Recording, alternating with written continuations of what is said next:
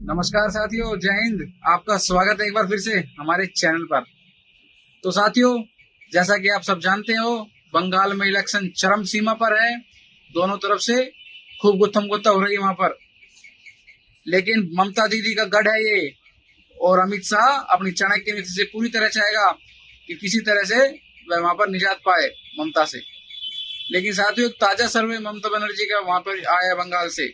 आज हम उस सर्वे की बात करते हैं कि कौन सी पार्टी आगे चल रही है इस वक्त इलेक्शन में और कौन पीछे चल रहा है। जी हाँ साथियों, सर्वे तो बहुत सी पार्टियों का आता है, बहुत सी सर्वे एजेंसियां होती है, लेकिन सबसे ज्यादा जो बिल्कुल सही एग्जिट सर्वे होता है उसमें सी वोटर सर्वे का नाम आता है। जी हाँ साथियों, सी वोटर का सर्वे जहां तक ज्यादातर इलेक्शनों में सही पाया जाता है। तो आज हम बताएंगे सी वोटर का सर्वे आज की डेट तक। जी हाँ साथियों, आज 1 तारीख है। आज 1 तारीख चौथे महीने की डेट तक क्या सर्वे दिखा रहा है, कौन सी पार्टी आगे चल रही है और कौन पीछे चल रहा है साथियों। जी हाँ साथियों, इस वक्त जो सी वोटर सर्वे दिखा रहा है उसमें टीएमसी बहुत ही बढ़िया इलेक्शन लड़ रही है और बहुत ज्यादा सीटों से आगे चल रही है इस वक्त। टीएमसी को जो सी सर्वे दिखा रहा है वो दिखा रहा है 174 से 184 सीटें। जी हाँ साथियों, टीएमसी 174 से 184 सीटों पर आगे चल रही है।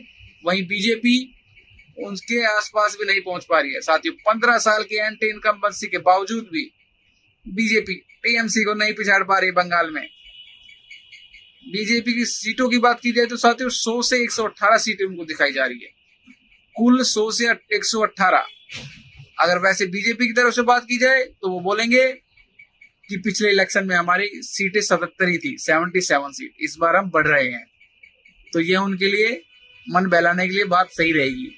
लेकिन 15 साल की एंटी इनकम्बेंसी के बावजूद ममता दीदी इतनी आगे चल रही है, बीजेपी उनके आसपास भी नहीं है। बीजेपी 100 से 118 सीटों पर उलझ गई है। तो ममता बनर्जी से कम 50 से 60 सीट उनसे आगे चल रही है दीदी। और साथियों, अगर और अन्य अदर्स में कांग्रेस, वामपंथ वगैरह और उनकी सीटों की बात की जाए तो 5 से 7 सीट उन आपस में बटेगी, जिसमें एएमआई भी शामिल है, सभी अन्य पार्टी सभी इसमें शामिल। जी हाँ दोस्तों, सीपीएम भी पिछड़ती हुई नजर आ रही है। अन्य सारी पार्टियां, कांग्रेस कहीं दूर दूर तक नजर आ रही है। वहां पे कुल 5 से 7 सीटें इन सभी पार्टियों में बटेगी। टक्कर में सिर्फ बीजेपी और टीएमसी है साथियों। जी हाँ, और जहां अगर वोट शेयर की बात की जाए तो साथियों दिखाया जा रहा है कि टीएमसी की वोट शेयर 41% से लेकर 43% तक रहेगी इस बार वोट शेयर। जी हाँ दोस्तों, ये अपने वोट शेयर पर कंसिस्टेंट है, यहीं पर इनका वोट शेयर पिछले बार भी। और बीजेपी की जहां तक बात की जाए तो बीजेपी की वोट शेयर 34 से 36% तक रहेगी वोटिंग। बीजेपी का जो कोर वोट है वो भी उनसे जुड़ा हुआ है, दोनों पार्टियों का। तो साथियों, इलेक्शन टफ नहीं है, एक तरफा इलेक्शन दिखाया जा रहा है अब तक का जो सर्वे है सी वोटर का उसमें। और जब जब लोगों से पूछा गया इस सर्वे में कि सीएम कैंडिडेट के तौर पर आप किसे पसंद करोगे, तो उसके ऊपर साथियों लोगों का कहना है सीएम के लिए ममता बनर्जी दीदी को 42 से 48%। चौंकाने वाला है साथियों ये। 15 साल की एंटी इनकम्बेंसी के बावजूद 42 से 48% लोग दीदी को सीएम कैंडिडेट रखना चाहते हैं अपनी तरफ से। तो आप इसी से अंदाजा लगा सकते हो कि बंगाल में तूफान चल रहा है इस टाइम, आंधी की तरह इलेक्शन बह रहा है बंगाल में। बहुत चौंकाने वाला ममता दीदी के लिए। और जब लोगों से पूछा गया शुभेंदु अधिकारी किस पोजीशन पर रहेंगे, तो उसमें लोगों ने बताया शुभेंदु अधिकारी को कुल 19 से 23% तक वोट बता रहे हैं लोग। 19 से 23%, ममता दीदी 42 से 48। तो इसमें आप देखिए कितना गैप हो गया है। तो सीएम कैंडिडेट पर भी आप कह सकते हैं भाजपा पिछड़ती नजर आ रही है।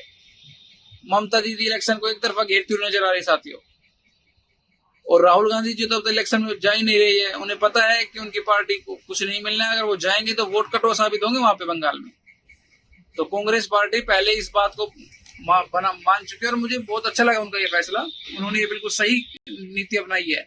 अगर वो वहां पे इलेक्शन लड़ेंगे, राहुल गांधी की रैली होगी, तो लोगों में वोटों का बंटवारा होगा, मुस्लिम वोट कटेंगे और ये इलेक्शन अल्पसंख्यक वोटों पर ही टिका हुआ। वहां पे अल्पसंख्यक वोट अगर कटे तो भाजपा बीच में से निकलेगी। लेकिन अब तक आज 1 तारीख चौथे महीने की डेट तक बंगाल में ममता दीदी एक तरफा 180 सीट से ज्यादा सीट निकाल रही है, एक तरफा इलेक्शन जीतेगी।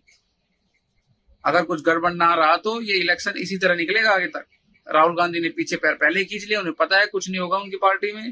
पहले भी कोई एमएलए नहीं था और अब भी कोई एमएलए नहीं है उनके पास। जहां तक अब सर्वे दिखा रहा है, कांग्रेस 0 से 1 सीट दिखा रहा है उनको अभी। तो कांग्रेस तो बहुत पिछड़ती हुई नजर आ रही है अभी इसमें साथियों, हम देख सकते हैं आप।